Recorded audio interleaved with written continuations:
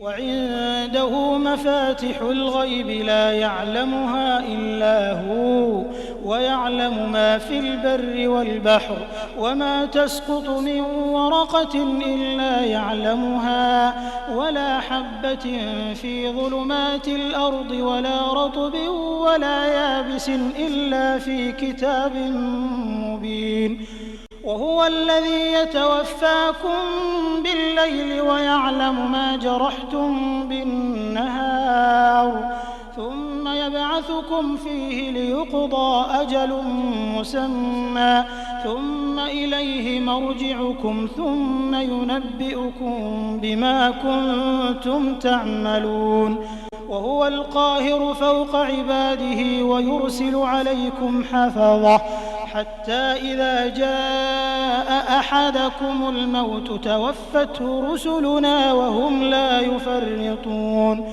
ثم ردوا إلى الله مولاهم الحق ألا له الحكم وهو أسرع الحاسبين.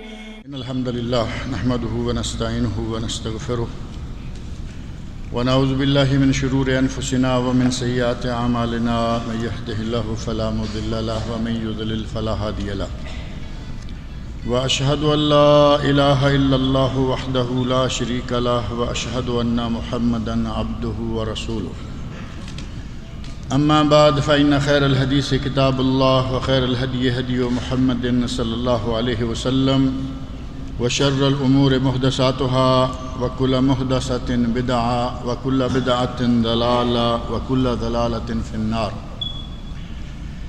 رب اشرح لي صدري ويسر لي أمري واحلل عقدة من لساني يفقهوا قولي. رب أعوذ بك من همزات الشياطين وأعوذ بك رب أن يحضرون. أعوذ بالله السميع العليم من الشيطان الرجيم وعنده مفاتح الغيب لا يعلمها إلا هو ويعلم ما في البر والبحر وما تسقط من ورقة إلا يعلمها ولا حبة في ظلمات الأرض ولا رطب ولا يابس إلا في كتاب مبين وهو الذي يتوفاكم بالليل ويعلم ما جرحتم بالنهار ثم يبعثكم فيه ليقضى أجل مسمى ثم إليه مرجعكم ثم ينبئكم بما كنتم تعملون وهو القاهر فوق عباده ويرسل عليكم حفظة حتى إذا جاء أحدكم الموت توفته رسلنا وهم لا يفرطون ثم ردوا إلى الله مولاهم الحق ألا له الحكم وهو أسرع الحاسبين.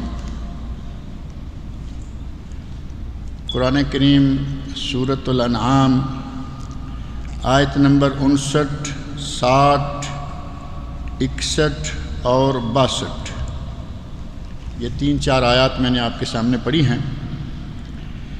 ان آیات میں اللہ رب العزت نے اپنا تعارف کروایا ہے.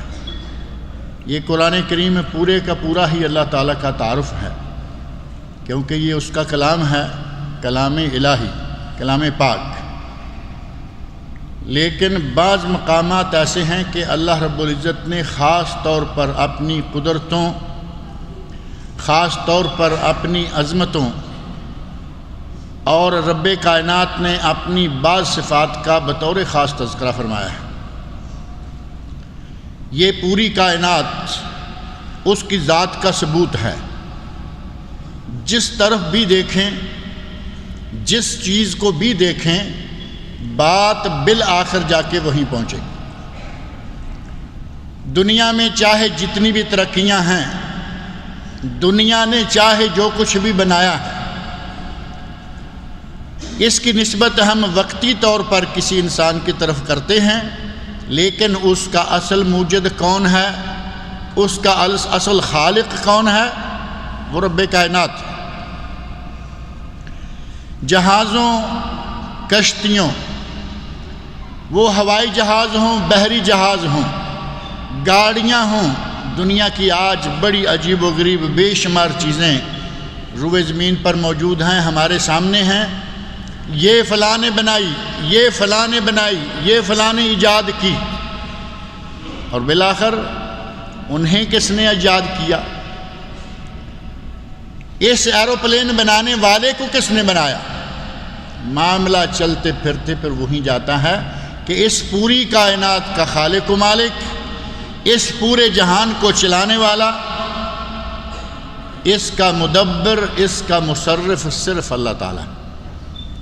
اور اس نے ارشاد فرمایا وَعِندَهُ مَفَاتِحُ الْغَيْبِ، تمام غیوب کی چابیاں اللہ کے پاس ہیں۔ جتنے بھی غیب ہیں، غیب چاہے زمین میں ہے چاہے آسمانوں میں ہے، زمین کی سطح پر ہے، پانی کی تہ میں ہے، غیب جہاں بھی ہے، عندہ مفاتح الغیب، اللہ کے پاس اس سب کی چابیاں موجود ہیں۔ غیب سوائے اللہ کے کسی کو نہیں ہے، یہ تو بات طے ہے۔ الگ بات ہے کہ کچھ لوگ اس میں سمجھ نہیں سکے، سمجھنا نہیں چاہتے۔ اللہ رب العزت فرمایا عندہ مفاتح الغیب، چابیاں ساری کی ساری اس کے پاس، غیب سارے کا سارا اس کے پاس۔ اور اپنے نبی سے کہلوا دیا، اے میرے نبی تم بھی کہہ دو لو کنت عالم الغیب لاستکثرت، اے میرے نبی لوگوں سے کہہ دو کہ غیب کا جاننے والا صرف اللہ ہے، غیب اس کے سوا کسی کو نہیں ہے، تاکہ جب یہ بات آ جائے کہ محمد الرسول اللہ صلی اللہ علیہ وسلم جو اس پوری بشریت کے سردار ہیں، پوری کائنات میں سے افضل ترین انسان ہیں، اللہ رب العزت کے یہاں سب سے معتبر ترین انسان ہیں، جب وہ کہیں اور قرآن کریم نبی صلی اللہ علیہ وسلم کا یہ ارشاد نقل کرے لو کنت عالم الغیب، لوگوں میں غیب نہیں جانتا، اگر میں غیب جانتا ہوتا۔ قرآن کریم میں مختلف پیرایوں میں اللہ رب العزت نے نبی صلی اللہ علیہ وسلم سے کہلوایا کہ جب تمام انسانوں کا سردار غیب نہیں جانتا تو اس کی قدم کی خاک کیا غیب جانیں گے؟ نبی کے بعد چاہے کوئی کتنا مرتبہ حاصل کر لے، نبی کے قدم کی خاک کو بھی نہیں پہنچ سکتے۔ جب نبی کو غیب نہیں تو کسی کو کیا ہوگا؟ وَعِندَهُ مَفَاتِحُ الْغَيْبِ لَا يَعْلَمُهَا إِلَّا هُوَ، اس کے سوا غیب کو کوئی نہیں جانتا۔ نبی اکرم صلی اللہ علیہ وسلم غیب ہی کے بارے میں اگر بات کریں تو بہت ساری باتیں، صرف ایک مثال جو نبی صلی اللہ علیہ وسلم کی زندگی کا بہت بڑا واقعہ ہے، اس کو آپ اپنے سامنے رکھ لیں، غیب کا کھاتا بالکل صاف ہو جاتا ہے۔ نبی صلی اللہ علیہ وسلم کی زوجہ محترمہ جو سب سے پیاری بیوی ہیں، ام المومنین حضرت عائشہ صدیقہ رضی اللہ عنہا، آدمی کو ڈنڈا مار دیا جائے تو برداشت کر لیتا ہے، زخم دے دیا جائے بھر جاتا ہے، لیکن زبان کے دیے ہوئے زخم یہ ایسے زخم ہوتے ہیں کہ یہ کبھی مندمل نہیں ہو پاتے۔ منافقین نے کچھ مسلمانوں کو بھی ساتھ ملا لیا اور نبی اکرم صلی اللہ علیہ وسلم کی سب سے محبوب ترین بیوی ام المومنین حضرت عائشہ صدیقہ پر الزام لگا دیا کہ یہ نعوذ باللہ حضرت صفوان بن معطل سلمی رضی اللہ تعالی عنہ اس صحابی کے ساتھ نعوذ باللہ بری، ان کے غلط تعلقات ہیں، ناجائز تعلقات۔ ایک مہینہ پورا گزر گیا، نبی صلی اللہ علیہ وسلم پریشان، ابو بکر صدیق رضی اللہ عنہ کے گھر والے پریشان، سارے مسلمان پریشان ہیں۔ اور جب تک سورہ نور میں اللہ رب العزت نے آسمان سے گواہی نہیں دی کہ اے میرے نبی تیری بیوی پاک دامن ہے، جب تک اللہ نے شہادت نہیں دی، نبی اکرم صلی اللہ علیہ وسلم پریشان ہے۔ کیا سمجھتے ہیں نعوذ باللہ نبی صلی اللہ علیہ وسلم کے پاس عقل نہیں تھی؟ کیا سمجھتے ہیں ابو بکر صدیق رضی اللہ عنہ کا خاندان پاگل تھا؟ صحابہ کرام رضی اللہ عنہم دیوانے تھے؟ ساری دنیا کی عقل اکٹھی کی جائے تو محمد رسول اللہ صلی اللہ علیہ وسلم کی عقل کو نہیں پہنچ سکتی۔ ساری دنیا کے اولیاء، ساری دنیا کے نیک لوگوں کی عقل اکٹھی کر لی جائے، ابو بکر صدیق رضی اللہ عنہ کی شان کو نہیں پہنچ سکتی۔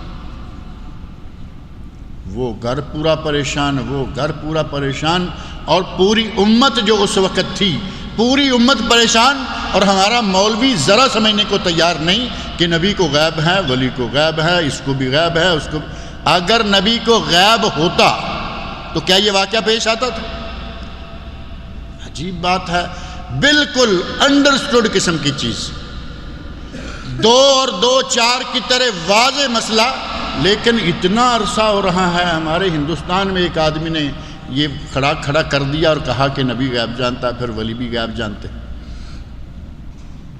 اور یہاں آپ دیکھیں گے عربوں میں کہیں کوئی ایسا نہیں ہے، پورے عرب ممالک میں آپ کو کوئی عربی خالص ایسا نہیں ملے گا جو کہے کہ نبی غیب جانتا ہے، ولی غیب جانتا ہے، صحابی غیب جانتا ہے۔ سب کا ایمان ہے کہ وہ غیب، ہمارے ہندوستان میں غیب جاننے والی پارٹی پیدا ہوگی۔ اللہ نے فرمایا وَعِندَهُ مَفَاتِحُ الْغَيْبِ لَا يَعْلَمُهَا إِلَّا هُوَ وَيَعْلَمُ مَا فِي الْبَرِّ وَالْبَحْرِ، یہ اللہ ہی کی ذات ہے جو بر و بحر کی ہر چیز کو جانتا ہے۔ سمندر کی تہ میں کیا ہے وہ جانتا ہے، کہاں مچھلیاں، کہاں گونگے، کہاں مونگے، کہاں موتی، کہاں کیا، پانی کی تہ کے اندر۔ ماہی گیر ساری عمر پانی میں چلتے پھرتے گزار دیتے ہیں، کیا سمجھتے ہیں کہ ماہی گیر کو سب معلوم ہے کہ سمندروں میں کیا ہے؟ وہ تو تھوڑا سا جانتا ہے جو اس کے جال میں پھنس کے باہر آ گیا، دیکھ لیا کہ اس علاقے میں یہ مچھلی ملتی ہے، اس علاقے میں یہ چیز ملتی ہے، اور موتی جمع کرنے والے وہ ماہی گیر جو سمندری موتی لاتے ہیں، جیسے بحرین کے موتی معروف ہیں، انہیں معلوم ہے کہ فلاں علاقے میں سمندر کے فلاں حصے میں فلاں طرح کا موتی ملتا ہے، لیکن جو کچھ زمین پر سمندر کی تہ میں ہے وہ سارا ماہی گیر نہیں جانتے۔ پنجاب میں کہتے ہیں کہ جو کچھ جال دیکھتا ہے، مچھلی پکڑنے والا جال نیچے جاتا ہے نا، کہتے ہیں جو کچھ جال دیکھتا ہے وہ ماہی گیر بھی دیکھ لے تو پھٹ کے مر جائے، کیونکہ کتنی چیزیں قیمتی زمین پر موجود ہیں، جال تو دیکھتا ہے، مچھلیاں پکڑنے والا جال نٹ وہ تو دیکھتا ہے نیچے کیا ہے، ماہی گیر سب نہیں دیکھ پاتا۔ کہتے ہیں ماہی گیر دیکھ لے، پنجابی کہتے ہیں جو مچھی جو جال ویندا ہے وہ مچھیرا ویکھ لے تو پھٹ کے مر جائے۔ سمندر کی تہوں میں کیا ہے اللہ جانتا ہے، پانی کے وسط میں کیا بھاگ پھر رہا ہے اللہ جانتا ہے۔ لا یعلم جنود اللہ الا ہو، اللہ کے لشکروں کو سوائے اس کے کوئی جان ہی نہیں سکتا۔ یہ اللہ ہی کی قدرت ہے کہ بر و بحر کی ہر چیز کو وہ جانتا ہے، اور اللہ کی جاننے کی قدرت کتنی ہے آیت کے حصے کو دیکھیں، وَمَا تَسْقُطُ مِن وَرَقَةٍ إِلَّا يَعْلَمُهَا، روئے زمین پر کسی بھی درخت کا کوئی پتا نہیں گرتا کہ اللہ اس کے گرنے کو جانتا ہے۔ اللہ جانتا ہے کہ کس درخت سے کون سا پتا کس پہلو سے کس جانب سے گرے گا، اور اس کے زمین پر پہنچنے تک وہ کتنی کلابازیاں کھائے گا، اللہ یہ بھی جانتا ہے۔ اور یہ غیب صرف اللہ ہی جانتا ہے، دوسرا کوئی نہیں جان سکتا۔ وَلَا حَبَّةٍ فِي ظُلُمَاتِ الْأَرْضِ وَلَا رَطْبٍ وَلَا يَابِسٍ إِلَّا فِي كِتَابٍ مُبِينٍ، روئے زمین پر جہاں کہیں کوئی خشک ہے، کوئی تر ہے، کوئی دانہ ہے، آپ اندازہ کریں کہ روئے زمین پر کتنے دانے ہوتے ہیں، کھیتی باڑی کرنے والا کسان کتنے دانے پھینکتا ہے زمین میں، اور یہ تو وہ دانے ہیں جو کسان اپنے ہاتھ سے پھینکتا ہے۔ جنگلوں میں درخت، جنگلوں میں پھل، جنگلوں میں جڑی بوٹیاں، جنگلوں میں نباتات، کتنی نباتات ہیں، کتنے پودے ہیں، ان پودے پر کتنے خوشے لگتے ہیں، ان سے کتنے دانے زمین پر برتے، کوئی جانتا ہے؟ کسان تو بڑی محنت کر کے اپنے 1 ایکڑ میں کتنا دانہ ڈالتا ہے، اسے تو وہ معلوم نہیں ہوتا کہ اس ایکڑ میں کتنے دانے میں نے ڈالے۔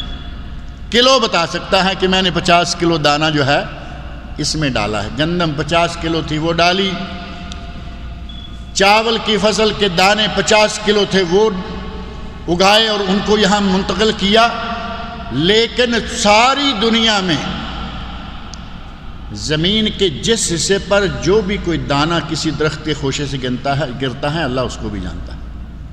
ولا حبۃ، کوئی دانہ ایسا نہیں، فی ظلمات الارض، جو زمین کے اندھیروں میں بھی چھپا ہوا ہو، ولا رطب ولا یابس الا فی کتاب مبین، نہ کوئی تازہ نہ کوئی خشک۔ درخت ہیں، ان کی ٹوٹی ہوئی گری پڑی ٹہنیاں بھی ہیں تو اللہ جانتا ہے کہ کس درخت کی کون سی ٹہنی کہاں گری پڑی ہوئی ہے۔ یہ اللہ رب العزت کا ہے، کوئی دوسرا اتنی طاقتیں اتنی قدرتیں نہیں رکھ سکتا۔ وَهُوَ الَّذِي يَتَوَفَّاكُمْ بِاللَّيْلِ، وہ تمہیں رات کو مار دیتا ہے۔ اللہ ہی وہ ذات ہے جو رات کو تمہیں مار دیتی ہے۔ موت کہتے ہیں نا، نیند موت کی بہن ہے، بہن کہو بیٹی کہو بھانجی کہو، نیند سے تعلق ہے۔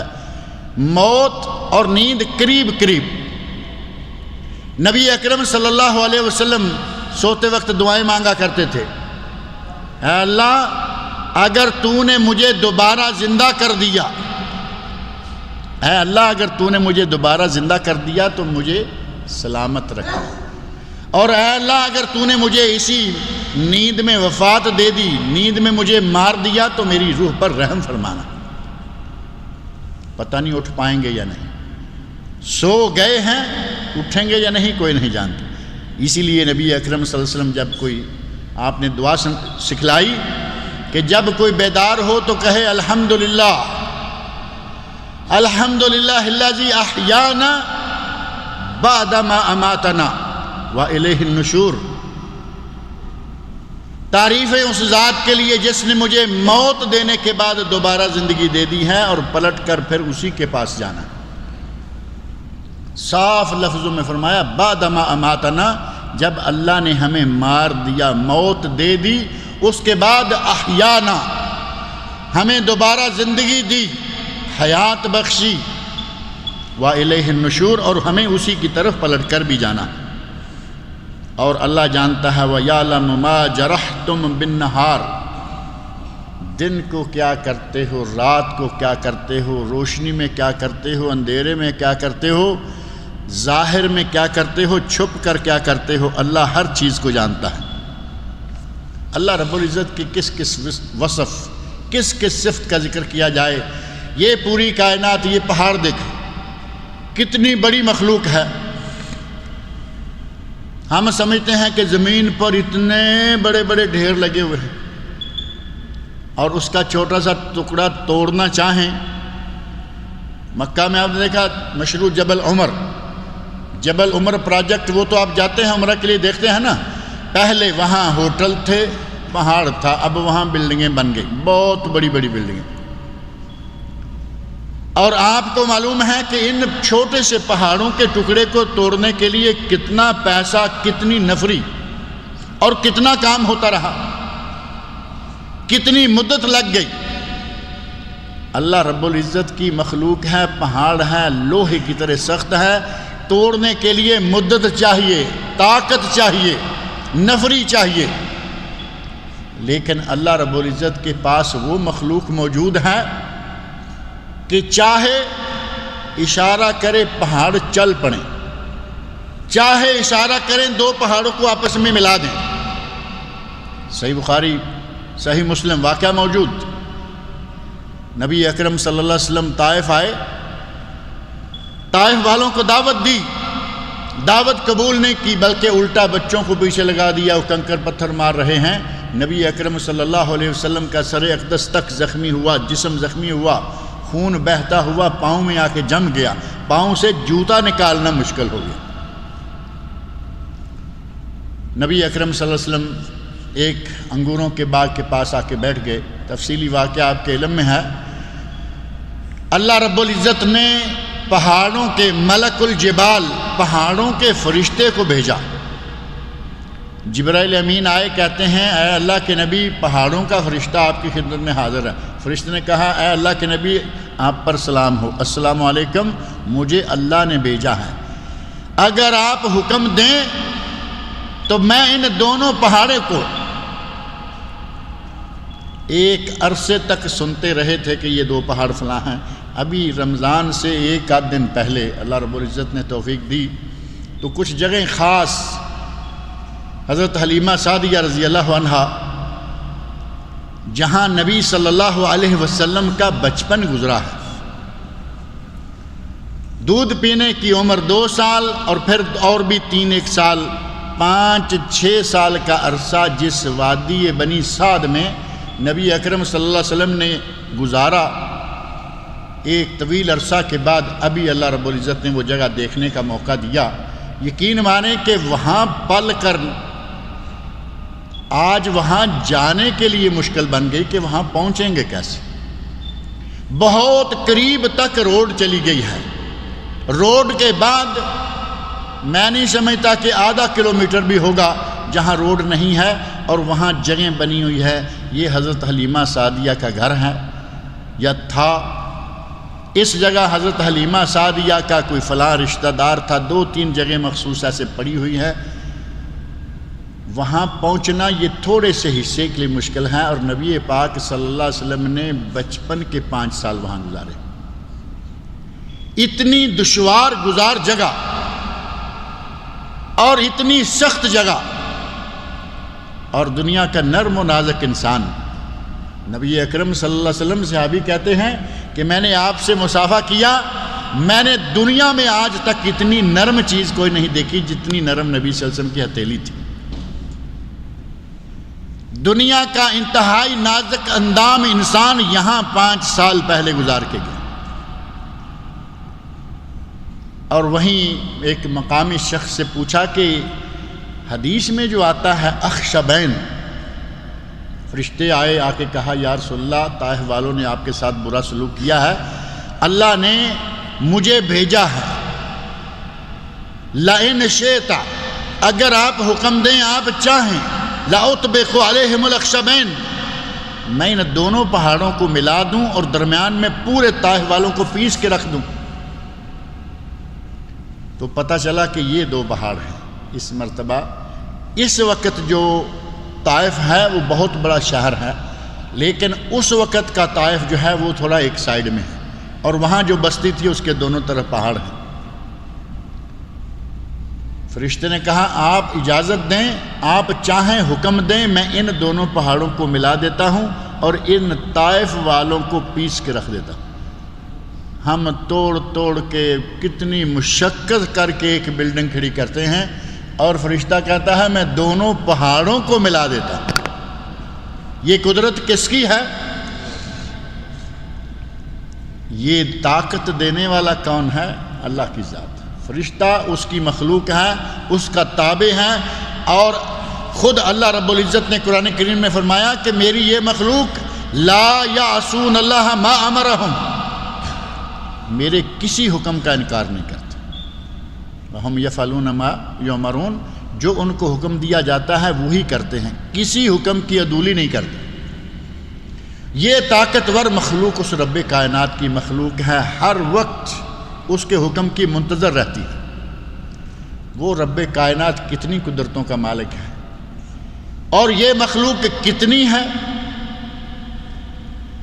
یہ پچھلے ایک درس کے ضمن میں بات آئی تھی کہ نبی اکرم صلی اللہ علیہ وسلم نے معراج کی رات دیکھا، پہلے آسمان، دوسرے، تیسرے، چوتھے، 5ویں، 6ٹھے، اور 7ویں پر جا کے حضرت ابراہیم خلیل کو دیکھا جو بیت المعمور کے ساتھ ٹیک لگا کے بیٹھے۔ بیت المعمور کیا ہے؟ زمین پر بیت اللہ، اور 7ویں آسمان پر اسی بیت اللہ کی بالکل سیدھ پر ایک جگہ ہے جس کا نام ہے بیت المعمور، یہی بیت اللہ ہے۔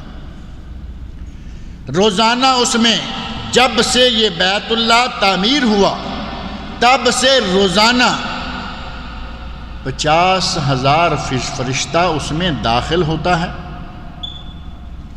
اور جو ایک مرتبہ داخل ہو کر نکلتا ہے قیامت تک اس کی باری نہیں آئے گی۔ فرشتوں کی تعداد کا اندازہ آپ کر، اور ایک ایک فرشتے کی طاقت کا بھی اندازہ آپ کر لیں۔ کہا 2 پہاڑ ملا دیتا ہوں۔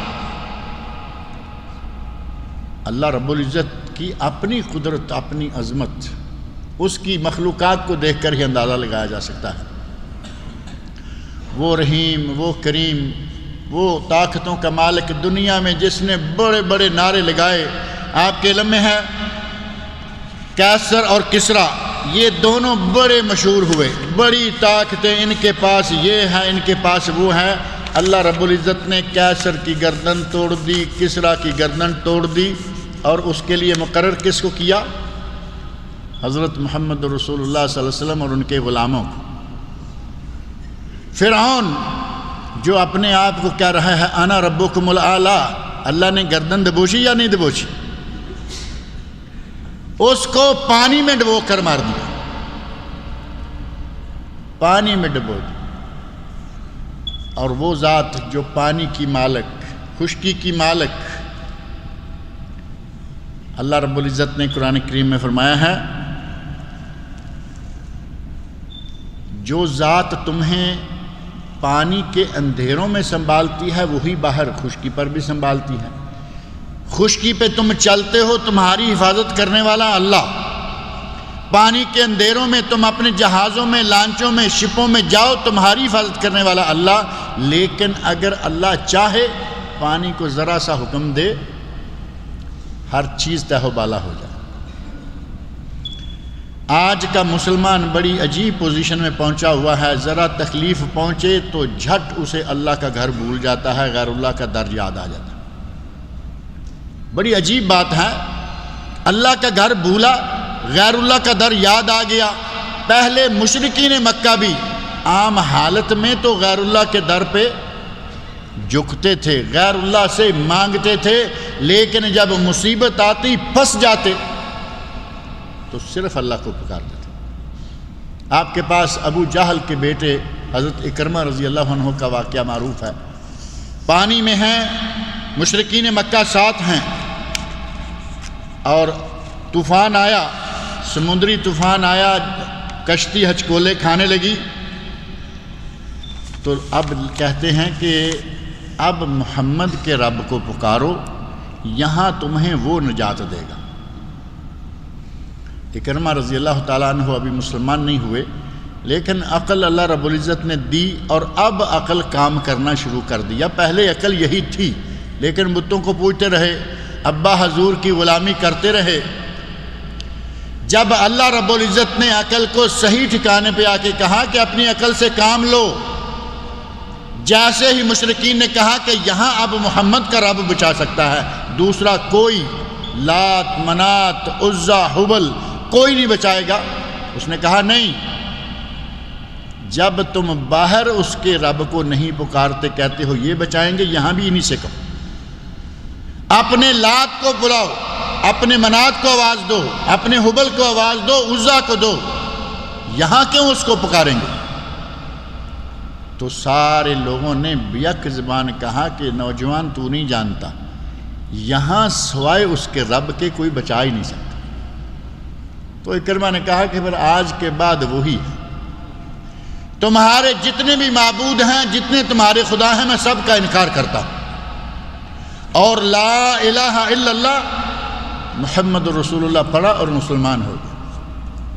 اب وہ کوئی عام سا آدمی تو تھا نہیں کہ وہ گلے پڑ جائیں گے، وہ ابو جہل کا بیٹا، مکے کے سرداروں کا بڑا سردار، بیٹا مسلمان ہوا۔ کیسے مسلمان ہوا؟ کہا کہ جو باہر بچاتا ہے وہی سمندر میں بچاتا ہے، تم جنہیں باہر پکارتے ہو یہاں پکارو، اگر یہاں بچائیں گے تو پھر ٹھیک ہے، نہیں تو نہیں۔ کہا نہیں، یہاں وہ بچا نہیں سکتے، یہاں وہ بچاتا ہے۔ پانیوں کے اندھیروں میں، زمین کی خشکی پر، جہاں کہیں بھی انسان کو بچا سکتا ہے وہ اللہ کی ذات ہے۔ ایک واقعہ، امن یجیب المضطر اذا دعاہ ویکشف السوء، قرآن کریم کی آیت ہے، اس کے ضمن میں امام ابن کثیر رحمۃ اللہ علیہ نے واقعہ لکھا ہے کہ ایک بار برداری کرنے والا ایک آدمی تھا، اپنے گدھے پر، اپنے گھوڑے پر لوگوں کو سوار کر کے آر پار لے جاتا تھا۔ ڈاکو آئے، انہوں نے کہا کہ اس کے پاس پیسہ ہوگا، کہا کہ ہمیں وہاں لے جاؤ، کہا چلے، ساتھ لیا، اور وہ تھوڑا آگے جا کے کہتے ہیں کہ ہم آپ کو تھوڑا شارٹ کٹ راستہ نہ بتائیں، کہتا ہے ٹھیک ہے شارٹ کٹ راستہ بتاتے ہو تو ادھر چلے جاتے ہیں۔ وہ چونکہ مجرم تھے، پیشہ ور ڈاکو تھے، ان کا مطلب تھا کہ سائیڈ میں لے جا کے لوٹیں گے، مار دیں گے، اور ایسا وہ کیا کرتے تھے۔ یہ بھولا انسان مزدور آدمی کہا ٹھیک ہے جو کہ قریبی راستہ ہے جلدی چھوڑ کے آ جاؤں گا، ساتھ چل دیا، اور جہاں جا کے دیکھا وادی ہے، کھلا میدان ہے، کئی لوگوں کی لاشیں جلی کٹی پڑی ہوئی ہیں، دیکھ کر سمجھ گیا کہ میں تو غلط لوگوں کے ہاتھ چڑھ گیا ہوں۔ وہ کہتے ہیں جو کچھ ہے نکالو، کہا نکال دیتا ہوں۔ اب کہا تیار ہو جاؤ، ہم جس سے پیسے لوٹ لیتے ہیں اس کو زندہ بھی نہیں چھوڑتے، اور یہ آج کل بھی پارٹی نکلی ہوئی ہے، ان کی مجبوری بھی ہے۔ اب ایک آدمی کو، محلے کے آدمی کو لوٹیں گے، تھوڑا باہر گاؤں کے چھوڑ دیں گے تو صبح پکڑ لے گا وہ۔ کہا ٹھیک ہے میں اس کے لیے بھی تیار ہوں، مجھے 2 رکعت نماز پڑھنے کا موقع دیں۔ 2 رکعت نماز شروع کی اور کوئی چیز یاد نہیں آ رہی، پریشانی میں آدمی کے سر پہ موت منڈلا رہی ہو تو کہا امن یجیب المضطر اذا دعاہ ویکشف السوء، کون ہے جو مجبور، لاچار اور بے بس کی آواز کو سنتا ہے اور اس کی مدد کو پہنچتا ہے۔ ساتھ ہی 2 رکعتیں جو اس وقت جو اس کے لیے عبادت کا سلسلہ تھا مکمل کیا، سلام پھیرا تو دیکھا دونوں ڈاکو مرے پڑے ہیں، ساتھ ایک گھڑ سوار کھڑا ہے۔ جیسے ہی وہ سلام پھیرا، ڈاکو مرے پڑے ہیں، وہ چل دیے، آواز دی کون ہو؟ تو کہا کہ میں تیری دعا کا جواب، تو نے جو مانگا مجھ سے، اللہ سے جو مانگا، امن یجیب المضطر، کون ہے جو مجبور اور مضطر، کون ہے جو لاچار کو پہنچتا ہے، مجھے اس نے بھیجا ہے جو پہنچتا ہے۔ اللہ رب العزت ہر جگہ اگر کہیں بچا سکتا ہے تو وہ بچا سکتا ہے، پانی میں ہو، بر میں ہو، باہر میں ہو، اور اس کی پہنچ سے نہ فرعون باہر نکلا، نہ قیصر نکلا، نہ کسرا نکلا۔ دنیا کے یہ 3 بڑے بڑے بادشاہ تھے، اللہ نے ان کی گردنیں بھی مروڑ دیں، وہ ہر چیز پر قادر ہے، ہر چیز کا مالک وہی ہے۔ اللہ کی قدرتیں دیکھنی ہوں تو آپ اپنے دائیں بائیں پہاڑوں کو دیکھو، شہد کی مکھی کے چھتے کو دیکھو، سورج کو دیکھو، آسمان کو دیکھو، اور اپنے آپ کو دیکھو۔ قرآن کریم میں اللہ رب العزت نے فرمایا ہے وَفِي أَنفُسِكُمْ، ادھر ادھر جھانکنے کی بھی ضرورت نہیں ہے، تم صرف اپنے آپ کو دیکھو، تمہیں معلوم ہو جائے گا کہ کوئی رب ہے۔ یہ 5-6 فٹ کا قد، 2 آنکھیں، 2 ہاتھ، 2 پاؤں، متوازن جسم، کبھی بیمار، کبھی تندرست، کبھی موٹا، کبھی پتلا، کبھی طاقتور، کبھی کمزور، اس کی کوئی ذات ہے نا اس کو یہ چلانے والی؟ فرمایا اپنے جسم پر، اپنی ذات پر اگر تھوڑا سا غور کرو گے تو تمہیں میری قدرتیں معلوم ہو جائیں گی۔ وَفِي أَنفُسِكُمْ، اور تمہاری اپنی جانوں میں میری نشانیاں موجود ہیں۔ اور اللہ نے دیکھو کیا انسان بنایا ہے، یہ کئی مرتبہ ذکر آتا رہتا ہے کہ اگر کہیں یہ انگلی اتنی کٹ جائے جتنے حصے پر ناخن ہے، اس ناخن کا حصہ کاٹ دیں، باقی کی انگلی دیکھنے پر ڈر آتا ہے۔ انگلی اپنی ہے، انگلی اپنی ہے، ڈیزائن بدل گیا، ڈر آتا دیکھ کر کہ یہ کیا ہے۔ اور چلتے چلتے صاف ستھرا گوشت کا حصہ ہے اور آگے تھوڑی سی ہڈی لگا دی ہے اوپر باہر، یہ ناخن جو ہے۔ آپ اندازہ کریں کہ یہ ناخن نہ ہو تو یہ جگہ بری لگتی ہے، اور پھر اللہ نے اس میں کیا کیا کچھ رکھ دیا ہے۔ حکیم کیا کرتے ہیں، ہمارے حکیم صاحب آج نظر نہیں آ رہے، مریض کو پکڑتے ہی پہلے تو یہاں سے پکڑیں گے، یہ کس کا بنایا ہوا سسٹم ہے سارا؟ یہ بھی اللہ کا بنایا مشین، اس کے اندر کہاں کہاں وینز، کہاں کہاں ٹیوبیں، کہاں کہاں لائنیں، یہاں سے نبض دیکھی اور پھر ناخن پکڑ لیتے ہیں، ایسے دبائیں گے، اندر سے کبھی وائٹ، کبھی ریڈ، کبھی سفید، کبھی لال آ رہا ہے، کہتے ہیں جی تمہارے اندر خون کی کمزوری، اندر گئے کہاں تمہارا جگر کام نہیں کر رہا، وہ خون نہیں بنا رہا۔ یہ میٹر باہر کس نے لگا رکھا ہے؟ اللہ رب العزت۔ اندر جھانک کر دیکھنا مشکل ہوگا۔ آج کل تو مشینیں آ گئی نا بہت ساری کہ وہ اندر بھی سارا کچھ دیکھ رہے ہیں کیا ہو رہا ہے، لیکن کب سے اللہ رب العزت نے حکیموں کو یہ راستہ بتایا ہوا ہے کہ آپ کو یہیں سے پتہ چل جائے گا کہ خون کی کمی ہے، خون کی کمی کیوں ہے، جگر کام، اللہ رب العزت نے میٹر لگا رکھے ہیں ہمارے جسم۔ اور ابھی چند سال پہلے ہمارے ایک دوست قاری محمد صدیق صاحب رحمۃ اللہ علیہ، علامہ ابن باز رحمۃ اللہ علیہ کے وہ لٹریری اسسٹنٹ کہیں یا ان کے یہاں جتنی کتابیں چھپتی ہیں ان کے وہ مسئول تھے، مسئول مطبوعات۔ ان کا آپریشن ہوا ریاض میں، ریاض کا سب سے بڑا جو مشہور ہسپتال ہے، اوپن ہارٹ سرجری ہوئی تو انہوں نے ایک بات بتائی، یقین مانے کہ اللہ کی قدرتیں تو ویسے ہی ہماری سمجھ میں نہیں آتی۔ عجیب بات کہتے ہیں کہ میرا آپریشن ہوا، دل کے کچھ وال یا سوراخ یا وینز کہہ لیں وہ بند تھیں اور وہ وین خراب ہو چکی ہیں، ان کا کوئی علاج نہیں۔ انہوں نے یہاں سے اور کچھ ران سے وہاں سے آپریشن کر کے وہ وینز نکالی۔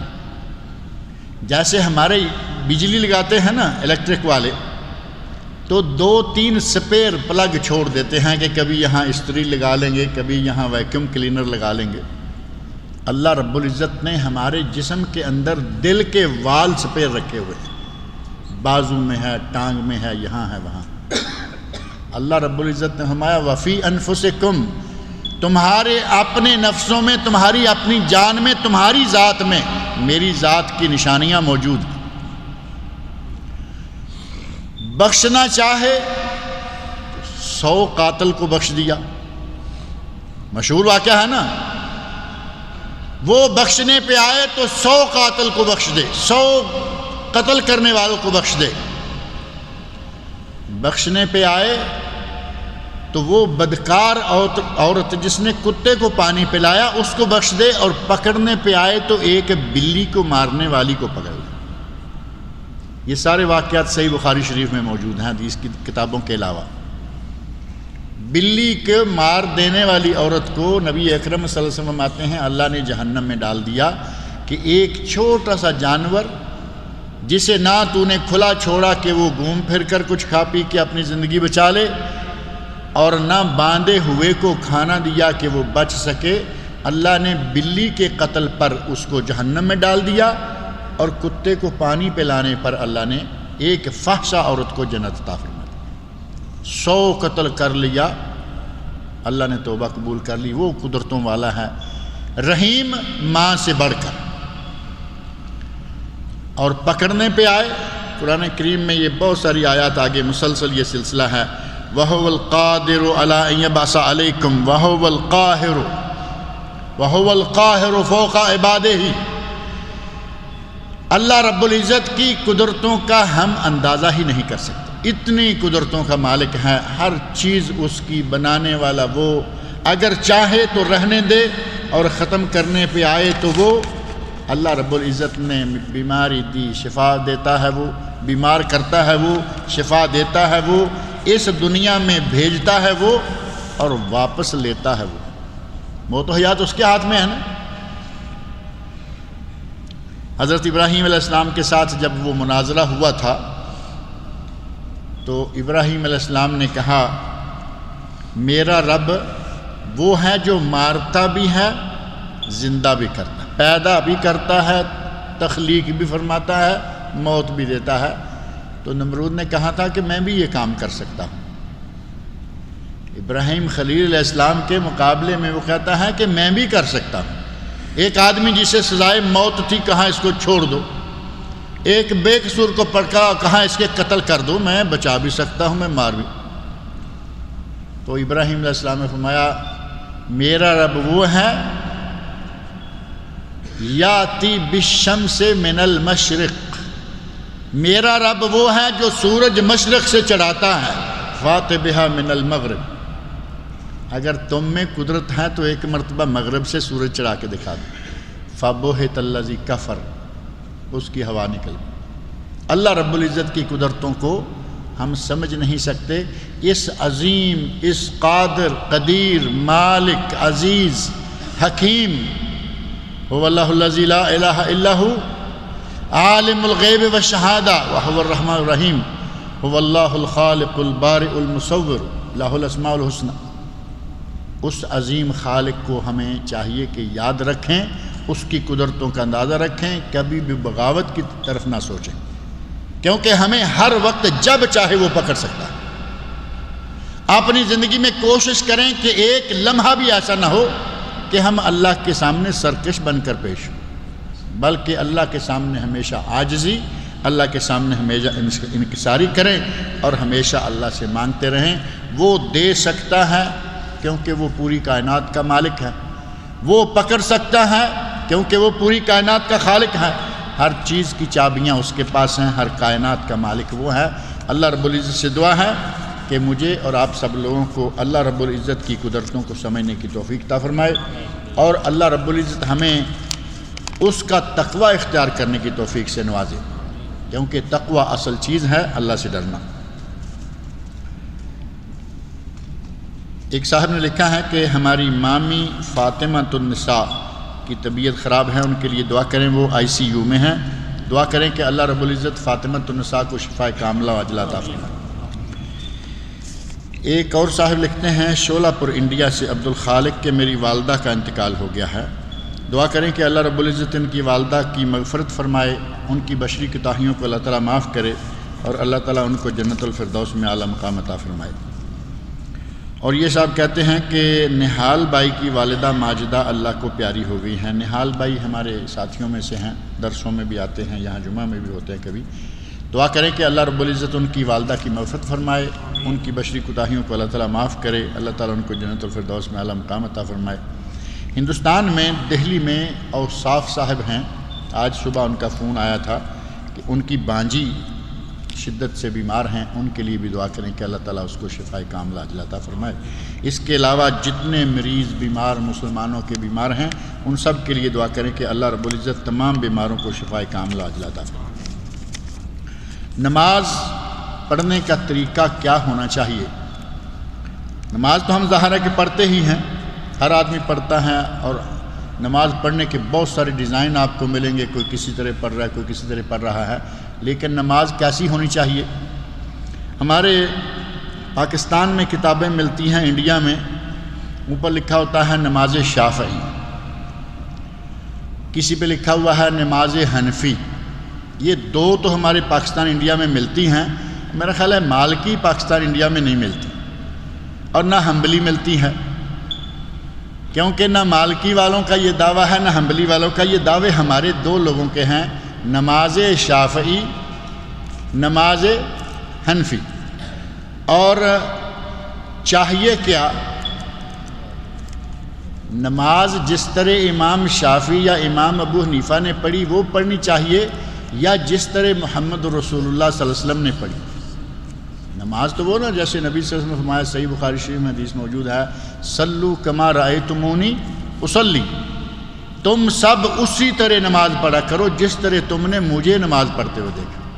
تو ہمیں نیچے والی پارٹیوں کو وقتی طور پر سائڈ، یہ نہیں کہ پورا وقتی طور پر سائڈ میں رکھ کے اگر صحیح سیدھا ڈائریکٹ نماز حنفی کی بجائے نماز نبوی لیں تو کیا امام ابو حنیفہ رحمۃ اللہ علیہ کی گستاخی ہوگی یا نہیں ہوگی؟ نہیں ہوگی، کیونکہ انہوں نے یہ نہیں کہا کہ تم میری طرح نماز پڑھو. انہوں نے بھی نبی صلی اللہ علیہ وسلم کی حدیث پڑھی ہوئی ہے، وہ بھی جانتے ہیں صلو کما رأیتمونی اصلی. تو نماز نبوی کیا ہے، نماز نبوی کا صحیح طریقہ کیا ہے؟ اس سلسلہ میں کچھ عرصہ پہلے خفجی میں ہمیں یہ حکم دیا گیا کہ نماز نبوی کی کیفیت جو ہے وہ ویڈیو شکل میں چاہیے. تو ہمارے پاس الحمدللہ وہ یہ ویڈیو موجود ہے، اور میرا خیال ہے ویب سائٹ میں بھی ہمارے ہیں. ویب سائٹ میں دو طرح کی ہیں، ایک ہے یہی جو خفجی والا درس ہے، اور ایک یہاں شیخ محمد صالح المنجد حفظہ اللہ نے عربی میں ایک نماز نبوی تیار کی تھی. اس میں فوٹو جو ہیں وہ عربی نوجوانوں کے ہیں، اور اس میں جہاں کہیں کوئی بات آتی ہے اس وقت جہاں کام کی کیفیت، نماز پڑھنے کے طریقہ کی کیفیت ہے وہ ہمارے ایک بھائی ہیں، اور بات اور آواز میری ہے، اور ذات کہ کہیں کہیں میرا فوٹو بھی شاید ہوگا، مجھے وہ دیکھنے کا موقع نہیں ملا۔ بہرحال وہ خفجی والی جو نماز نبوی ہے وہ یہاں ہمارے پاس DVD ہے۔ نماز کو سنت کے مطابق کرنے کے لیے میں نہیں کہتا صرف یہی دیکھیں، یہ نماز کو سنت کے مطابق آپ کو انشاءاللہ بتائے گی۔ ڈاکٹر شفیق الرحمان صاحب کی کتاب ہے نماز نبوی، بہت سارے علماء کی کتابیں، کیسٹیں، سیڈیاں ہوں گی۔ بہرحال یہ DVD نماز نبوی، اور دوسری DVD ہے علامت منافقین، منافقوں کی نشانیاں کیا کیا ہیں، یہ دونوں موجود ہیں، کاشف صاحب سے لیتے جائیے۔ کیا صبح فجر کی نماز کے بعد سورہ یاسین پڑھنا نبی اکرم صلی اللہ علیہ وسلم کی سنت سے ثابت ہے؟ نبی اکرم صلی اللہ علیہ وسلم سے نماز فجر کے بعد یاسین پڑھنا ثابت نہیں ہے۔ آپ یاسین پڑھیں، قرآن کریم ہے، تلاوت کریں، لیکن فجر کی نماز کے بعد نبی صلی اللہ علیہ وسلم نے اس کو پڑھا ہو، ایسی کوئی حدیث ثابت نہیں ہے۔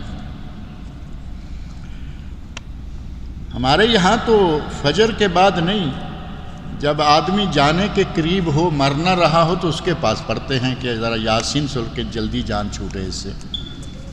وہ یہ نسخہ تو آدمی کو مارنے کا نسخہ ہم نے بنا رکھا ہے، جبکہ وہ حدیث بھی ضعیف ہے۔ کسی صحیح حدیث میں قریب المرگ کے پاس بھی یاسین پڑھنے کا ذکر نہیں ہے، لیکن ہمارا وہ نسخہ پکا ہے، وہاں بڑا معروف ہے۔ جیسے آدمی ذرا ڈھیلا ہوا، دیکھا کہ اب یہ بچنے والا نہیں ہے، سورہ یاسین پڑھ دی کہ چل اس کو آج چلتا کریں۔ کسی عیسائی کو اسلام کی دعوت کیسے دی جائے؟ یہ لمبا موضوع ہے۔ عیسائی کو اسلام کی دعوت اس طرح دیں مختصر انداز سے کہ ہم حضرت عیسیٰ علیہ السلام کو بھی مانتے ہیں، اللہ کے نبی تھے، مریم علیہ السلام کو بھی مانتے ہیں کہ وہ عیسیٰ علیہ السلام کی ماں ہیں، لیکن یہ دونوں خدا نہیں ہیں۔ خدا وہی ہے جو ان دونوں کا خالق و مالک ہے۔ وہ تو تین خدا مانتے ہیں نا، اللہ، خداوند عیسیٰ مسیح اور مریم علیہ السلام۔ انہیں یہ سمجھائیں کہ عیسیٰ علیہ السلام اٹھا لیے گئے، مریم فوت ہو چکی، اگر وہ خدا ہوتے تو نہ مرتے نہ اٹھائے جاتے۔ خدا وہی ہے، اللہ وہی ہے جو کہ ان دونوں کا خالق و مالک ہے، اور اچھے طریقے سے یہ بات ان کے ذہن میں اتاریں۔ اور پھر جب آپ کہتے ہیں کہ ہم عیسیٰ علیہ السلام کو بھی مانتے ہیں، عیسیٰ علیہ السلام نبی تھے، ہم مانتے ہیں، اب انہیں دعوت دیں کہ وہ آپ کے نبی کو مانیں، اسلام لائیں اور نبی کی تعلیمات پہ عمل کریں۔ آہستہ آہستہ انشاءاللہ وہ مسلمان ہو جائے گا۔ عورت کے لیے سونا پہننا کیسا ہے؟ عورت کے لیے سونا پہننا بہت اچھا ہے، یہ زینت بنائی گئی، قرآن میں اللہ نے اسے زینت قرار دیا۔ عورت کے بارے میں فرمایا یہ تو پلتی ہی زیورات میں ہے، عورت تو پلتی بڑھتی ہی زیورات میں ہے۔ اللہ رب العزت نے عورتوں کے لیے زیورات اور سونا، چاندی، ہیرے، جواہرات، ہر چیز جائز اور حلال قرار دی ہے۔ بس اتنا کوشش کریں کہ جب بنا کے دیں تو زکوٰۃ بھی دیتے رہیں۔ زکوٰۃ میں آ کے گھٹالا شروع ہو جاتا ہے، کہتے ہیں جی نہیں وہ بنائیں گے خود۔ شاید پچھلے جمعے میں بات آ رہی تھی نا کہ 70-80 تولے بنا کے بیگم کو دے دیا، کہتے ہیں کہ یہ تو سونا بیوی کا ہے، میں زکوٰۃ کیوں دوں گا؟ اب بیوی کو تم نے کوئی ایسا دے رکھا ہے کہ دوسرا خزانہ کہ اس سے زکوٰۃ دیتی رہو؟ آپ نے بنا کے دیا ہے، پیسہ بھی آپ کے پاس، چابی آپ کے پاس، یہ بینک میں کیا ہے، کارڈ سارے آپ کے پاس، تو اسی میں سے زکوٰۃ بھی دیا کریں۔ اور اگر آپ زکوٰۃ ادا نہیں کریں گے تو اللہ رب العزت اس سے اپنی حفاظت کا ذمہ اٹھا لے گا۔ کیا آپ چاہتے ہیں کہ آپ کی بیوی کا سونا چوری ہو جائے؟ لہذا عورتوں کو سونا پہننے دیں، جتنا چاہے پہنایا کریں حسب توفیق، اور اس کی زکوٰۃ ادا کیا کریں۔ کیا کوئی ایسی حدیث ہے کہ پہلے سونا پہننا جائز تھا اور بعد میں آپ نے حرام کر دی؟ یہ مردوں کے لیے ہے، یہ بات ذہن میں رکھیں۔ عورتوں کو نہ اس کھاتے میں ڈالیں، تھوڑا بنا کے دے دیں لیکن منع تو نہ کر دیں نا ان کے لیے۔ مردوں کے لیے ایسا تھا کہ پہلے نبی اکرم صلی اللہ علیہ وسلم نے خود سونے کی انگوٹھی بنوائی اور پھر اس کو چھوڑ دیا، حرام قرار دے دیا سونا مردوں کے لیے۔ بعد میں چاندی کی بنائی، اور آپ کو معلوم ہے کہ نبی صلی اللہ علیہ وسلم چاندی کی انگوٹھی پہنتے تھے، لیکن اس میں مہر تھی، سٹمپ، جو خط لکھتے تھے باہر کے لوگوں کو اس پر سٹمپ لگاتے تھے۔ اور ہم انگوٹھی بناتے ہیں انگوٹھی کا جو کیا ہے اس کو کہیں گے نگینہ، انگوٹھی کا نگینہ، اس میں فیروزہ ہے، اس میں فلان فلان، اس میں قسمت بدلتی، یہ ساری کی ساری واہیات اور خرافات باتیں ہیں۔ علامہ ابن قیم رحمۃ اللہ علیہ نے لکھا ہے، المنار المنیف ان کی کتاب ہے، اس میں لکھا ہے کہ فیروزہ اور یہ اور وہ، اس پر جتنی بھی حدیثیں ہیں وہ ساری ہندوستانی حدیثیں ہیں۔ ہندوستانی حدیثیں کیا کر انہوں نے بات ہی ختم کر دی کہ نبی عربی الہاشمی القریشی، نبی سے وہ حدیثیں ثابت نہیں، ہندوستانی یعنی ملاؤں نے جوڑ توڑ کر ان میں اپنی طرف سے یہ ڈال رکھی ہیں کہ یہ فیروزہ ہے، یہ فلاں ہے، یہ زمرد ہے، یہ اس کو رنگ کہتے ہیں رنگ بدلتا ہے، اس کا رنگ بدلتا ہے، ساتھ قسمت بدل جاتی ہے، کچھ بھی نہیں بدلتا، سب کچھ بدلنے والا اللہ، یہ فروزے یہ وہ کچھ بھی نہیں کر سکتے۔ لہٰذا نبی اکرم صلی اللہ علیہ وسلم کو اگر کوئی فالو کرتے ہوئے انگوٹھی پہننا بھی چاہتا ہے تو مکمل فالو کریں۔ نبی صلی اللہ علیہ وسلم کی انگوٹھی میں مہر بنی ہوئی تھی، نام لکھا ہوا تھا محمد رسول اللہ، محمد رسول اللہ اوپر کو حسب مراتب، اور نبی صلی اللہ علیہ وسلم اپنی انگوٹھی کا وہ سٹیمپ والا حصہ اندر رکھتے تھے۔ ہمارا کہاں ہوتا ہے؟ کسی کو کہیں ایسے اپنا ہاتھ کرو، دکھاؤ انگوٹھی کہاں ہے، یہاں ملے گی، اور اللہ کے نبی کی انگوٹھی یہاں ہوتی تھی۔ سنت کیا ہوا؟ اگر سنت ہی کا شوق ہے، کہیں گے جی سنت ہے انگوٹھی پہننا، تو سنت پوری کیا کیجئے، یہ نہیں کہ آدھا تیتر اور آدھا بٹیر، کچھ ادھر سے پکڑ لیا کچھ ادھر سے۔ نبی اکرم صلی اللہ علیہ وسلم انگوٹھی کا نگینے والا حصہ اندر رکھتے تھے، آپ بھی اندر رکھا کریں، پہن لیا کیجئے۔ پیپسی اور کوکا کولا کمپنی کے مشروبات پینا کیسا ہے؟ پیپسی کے بارے میں آپ کو معلوم ہوگا کہ اس کے بارے میں کہا گیا کہ اس میں پیپسین نام کا ایک مادہ ہوتا ہے جو کہ عموماً کسی جانور کے بچے کے معدے سے لیا جاتا ہے، اور یہ ایک ریسرچ آئی تھی کچھ عرصہ پہلے۔ اب یہ فارمولہ سعودی عرب کا ہے نہیں کہ گائے بھینس کا ہوگا، یہ فارمولہ امریکن ہے، اور امریکہ میں جو سب سے زیادہ جانور ہے وہ بھی آپ کو معلوم ہوگا کون سا ہے؟ بیڑوں بکریوں کی طرح باڑوں میں بکثرت پالا جانے والا جانور خنزیر ہے۔ خنزیر کے بچے کے معدے سے اگر کچھ چیز لے کر اس کو ایک بہت بڑے پانی کے ٹینک میں ڈال دیں، مان لیا کہ تھوڑی سی چیز ڈالی گئی ہے، ہمارے پاس آدمی سمجھتے ہیں کہ معمولی سی بات ہے، اتنا اس کو بنا دیا ہے مسئلہ، یہ اتنا سا تو وہ ہوتا، بھائی اتنا سا ہی مان لیتے ہیں۔ ایک تالاب میں ایک جھیل میں آپ نے خنزیر کا کچھ تھوڑا سا حصہ پائیں، آپ کا جی چاہے گا؟ کہا گیا ہے کہ اس میں پیپسین ہے، پیپسین امریکن فارمولے میں وہ پیس ہے جو کہ بچے جانور کے بچے کے معدے سے لیے۔ تو ریسرچ والے نے کہا کہ چونکہ وہاں جانور زیادہ تر خنزیر ہوتا ہے لہذا وہ بھی شامل، یہ نہیں کہا کہ وہی ہے، وہ بھی شامل ہوگا، لہذا بہتر یہ ہے کہ نہ پئیں۔ اب کئی لوگ کہتے ہیں کہ نہیں جی پیپسی تو سعودی عرب میں بنتی ہے، یہ ہمارے یہاں قصیبی والے بنا رہے ہیں، تو قصیبی والے پیپسی میں پانی تو ڈالتے ہیں، کارخانہ بھی کام کر رہا ہے، لیکن کوئی پوچھے تو صحیح کہ یہ فارمولہ کہاں سے آیا، اصل مٹیریل جو ہے وہ کہاں سے، تو پتہ چل جائے گا۔ یہ آج کل جتنے بھی ہیں کینٹاکی، KFC، یہ اور وہ، یہاں لوگ کیوں بھاگتے ہیں؟ اگر یہ سارے سعودی عرب ہی کے بنے ہوئے ہوتے تو شاید لوگ ان پیچھا نہ کرتے۔ جی ان کا فارمولہ، ان کا ٹیسٹ امریکن، تو ٹیسٹ لینے کے چکر میں ہم ساری چیزیں اپنی جو ہیں وہ برباد کیے چلے جا رہے ہیں۔ اللہ تعالی ہمیں مشتبہ، میں نہیں کہتا حرام، مشتبہ چیزوں سے بھی بچنے کی توفیق عطا فرمائے۔ وتر کی آخری رکعت پڑھنے کا صحیح طریقہ کیا ہے؟ آپ جو پوچھنا چاہ رہے ہیں سیدھا پوچھیں کہ دعائے قنوت کیسے کرنی ہے۔ ایک رکعت پڑھ سکتے ہیں، یعنی آخری وتر 3 رکعتیں اگر پڑھنی ہوں تو اس کے 3 طریقے ہیں، 2 طریقے سنت سے ثابت ہیں، تیسرا بڑا مشہور ہے، کوئی صحیح حدیث اس کی تائید میں نہیں ہے، ہمارے یہاں وہی مروج۔ 2 رکعتیں پڑھیں، سلام پھیر دیں، 1 رکعت پڑھیں اور رکوع سے پہلے یا بعد جہاں چاہیں، زیادہ صحیح یہ ہے کہ رکوع سے پہلے دعائے قنوت پڑھیں، دعائے قنوت پڑھ کے سورہ فاتحہ قل هو اللہ مکمل کریں، دعائے قنوت پڑھیں اور پھر رکوع کریں اور سمع اللہ لمن حمدہ، رکوع مکمل ہوا، قومہ مکمل ہوا، سجدہ جائیں۔ یہ صحیح احادیث میں ثابت ہے۔ دوسرا طریقہ یہ ہے کہ 3 رکعتیں پڑھیں، ایک پڑھی اٹھ گئے، دوسری پڑھی اٹھ گئے، تیسری کے لیے تیار، تیسری رکعت میں جا کے یہی دعائے قنوت رکوع سے پہلے پڑھ لیں یا بعد پڑھ لیں، پہلے پڑھنا زیادہ صحیح ہے۔ یہ 2 طریقے حدیث میں ثابت ہیں۔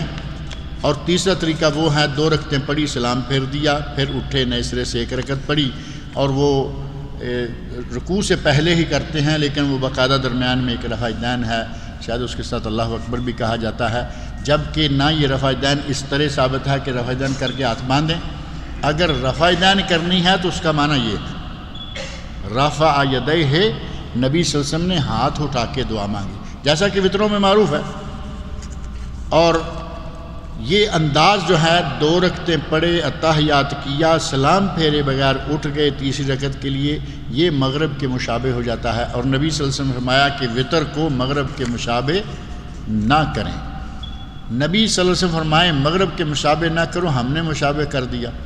اور اس مشابہت کو ختم کرنے کے لیے ہمارے یہاں دلیل یہ دی جاتی ہے کہ نہیں کیسے مشابہ ہوتا ہے، ایک مرتبہ ایسے بھی کرتے ہیں، تو مغرب کے مشابہ یہی فرق ہے نا صرف۔ آپ کے ساتھ ایک دوسرے آدمی نے بھی نماز پڑھی ہے، وہ تو رکوع کے بعد رکوع کے پہلے 2 مرتبہ کر رہا ہے، تو اس کا کتنی مرتبہ ہو گیا یہ رفع دین؟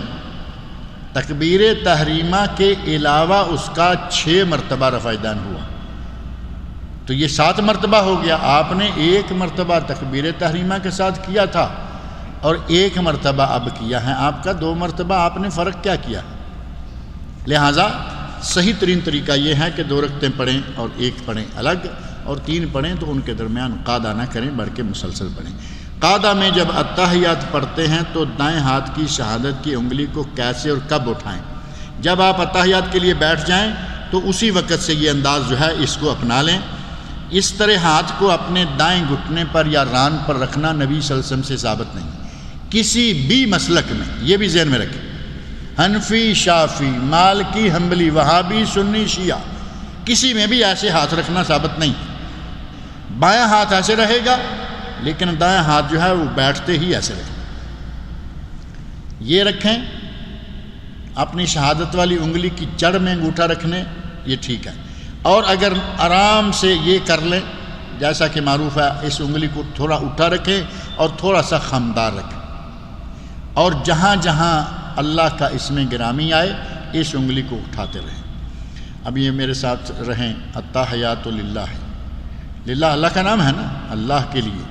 التحیات للہ والصلوات والطیبات والسلام علیک ایھا النبی ورحمۃ اللہ، السلام علینا وعلی عباد اللہ الصالحین، اشہد ان لا الہ الا اللہ واشہد ان محمد رسول اللہ، اللہم صلی علی محمد، اللہم بارک علی محمد، انک حمید مجید، انک حمید مجید، رب اجعلنی مقیم الصلاۃ ومن ذریتی، ربنا وتقبل دعائے، ربنا اغفر لی ولوالدی وللمؤمنین یوم یقوم۔ کتنی مرتبہ ہو گیا؟ 8-10 مرتبہ ہو گیا۔ اور ہمارے یہاں کہا جاتا ہے کہ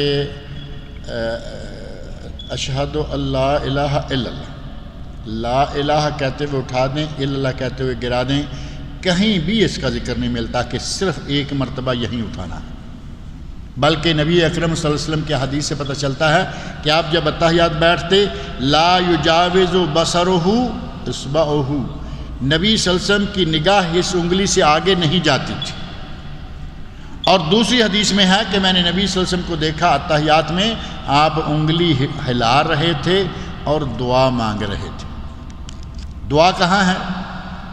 پہلے اتحیات، پھر درود شریف اور پھر دعا، تو اس کا مطلب ہے کہ دعا مانگنے کے دوران بھی نبی صلی اللہ علیہ وسلم انگلی کو ہلا رہے تھے، اور اس کی شکل یہی جیسے میں نے بتایا، بغیر کسی لفظ کے انگلی کو اٹھاتے اور گراتے رہیں، یا پھر جہاں جہاں جیسے حنبلی علماء نے لکھا ہے کہ جہاں جہاں اللہ کا اسم گرامی آئے، اللہ، اللہم، ربنا، رب، جہاں بھی اللہ کا ذکر آئے وہاں زبان پر رب اللہ کا لفظ ہو اور انگلی کے ساتھ اشارہ ہو جائے کہ وہ ایک ہے، اللہ کی توحید کا قولی اور عملی دونوں طرح کا ثبوت مل جائے۔ اللہ رب العزت مجھے اور آپ سب لوگوں کو نیک عمل کی توفیق دے۔